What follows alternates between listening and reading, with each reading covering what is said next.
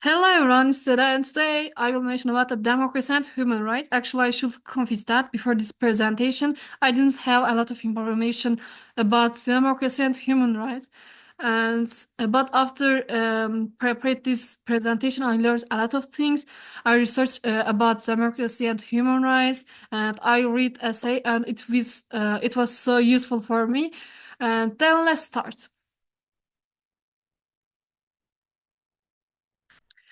This is our content. Today we will mention about the definition of democracy and human rights. After that, I will mention about the measurements, strategies. I will mention about what is it, why we use that, what is its types. We will mention about them. Why democracy and human rights is important. I think in this presentation, one of the important things is why democracy and human rights is important for us. After that, we will learn challenge and opportunity. Then let's start with the definition. First, I will start with the definition of democracy.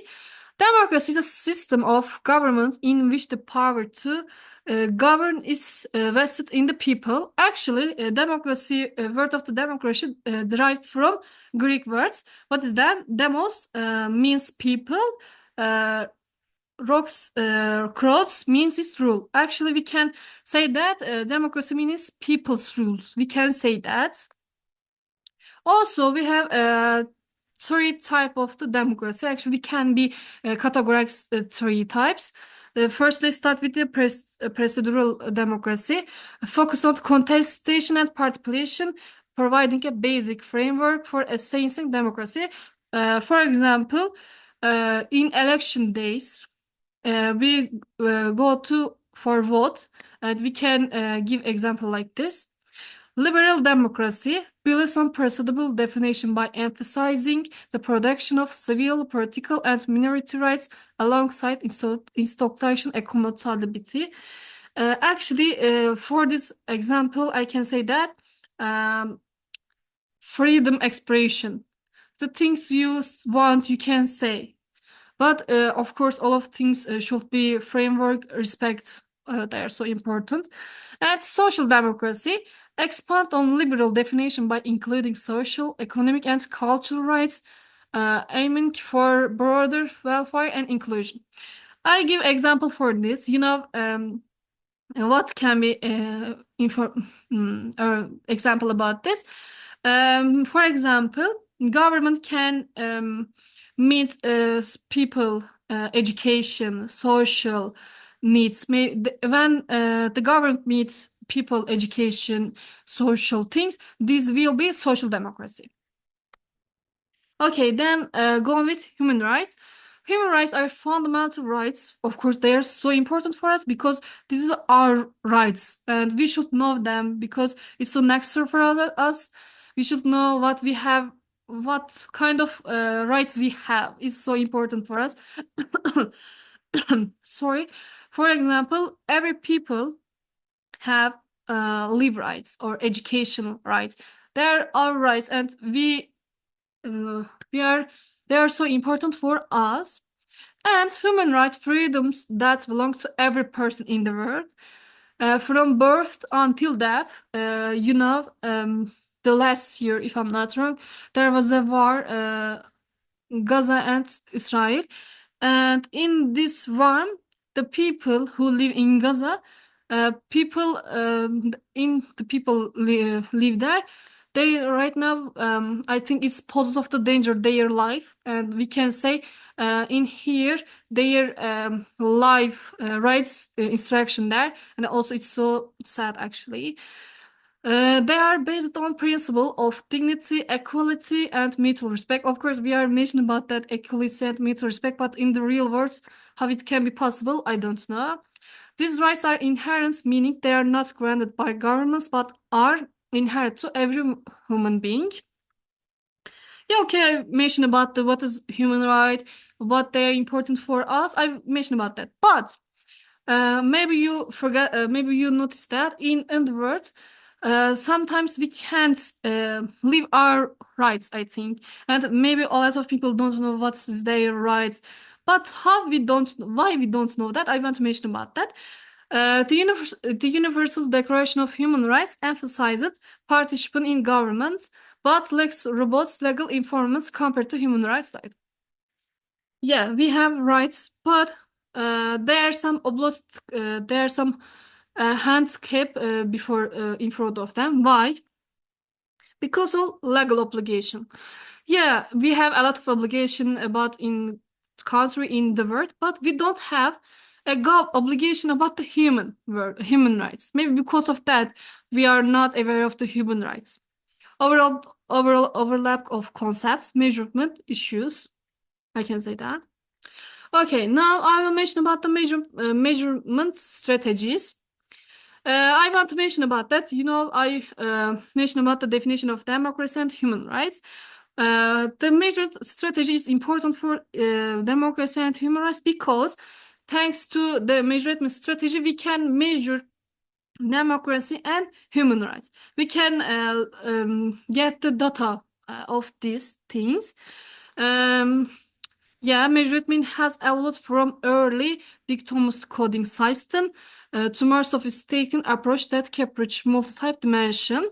Key development include the encryption of various data types. Yeah, I will mention about the data types like this. Events data, standard-based measures, service, economic and advertising statistics, and new forms of data. All of this data type is so important for us because when you want to measure something, we use all of this. Okay, why democracy and human rights is so important for us? Human rights and democracy are so important for us. We mentioned about that. Why they are so important for us in terms of security, freedom, and social peace. Okay, now I will mention about the importance of human rights and democracy, protection of human dignity, freedom and participation, ensuring equality and justice, peace and social harmony. Thanks to them, we will live a security life and freedom life and social life. Okay, here I want to give an example about the democracy and human rights. Say I have mentioned about the why democracy and human rights is important. Now we will compare them. First, I will start with Finland. Actually, the last year I took the lesson of mediliteracy, and in mediliteracy I learned that Finland have a really good education, and they are so good in the mediliteracy. Also, Finland is good at in democracy and human rights. Why? Because they have free press and strong education system. When people are educated, they will better and they will sensitive to democracy and human rights. And it means high standards for human rights and democracy with effective measurement to protect civil liberties. Okay, yeah, I think the Finland is a so good example for us for democracy and human rights. Also, I will give a bad example about the human rights and democracy. What is it? Is Saudi Arabia. Yeah, Saudi Arabia is known its lack of political freedoms, especially in women. I think you all have heard that. And have severe restriction of freedom of expression. Yeah, you don't have freedom of expression. Human rights abuse. Yeah, actually, I think human rights also, women rights there isn't there. Also, uh, use of capital punishments are prevalent. Yeah, unfortunately, the capital punishment is so common. Because of that reason, actually, we can say Saudi Arabia is the is bad in democracy and human rights. Okay, what is the challenge of democracy and human rights? Okay, first, authoritarianism and political repression in government, it can be a challenge for us. Erosion of rule of law, political polarization, disinformation and misinformation is also so bad for democracy and human rights. Weak civil society, because civil society actually, maybe in our country we know civil society, what is it, but I think all of the people don't know what is civil society, why is important for us. But when weak civil society, it can be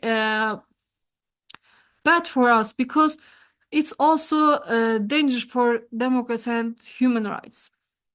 And economic inequality, it's also bad things because just think that if you are not good at in the economy, maybe you don't have a lot of money, and in this time you don't think democracy and human rights. You just think how I can eat, how can I um, live. You just think like this. Also, in this say I can say welfare is also important. Okay, opportunity. Then mention about that.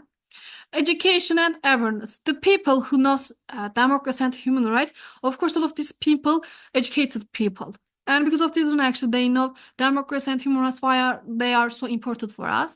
Gender equality and women's empowerment.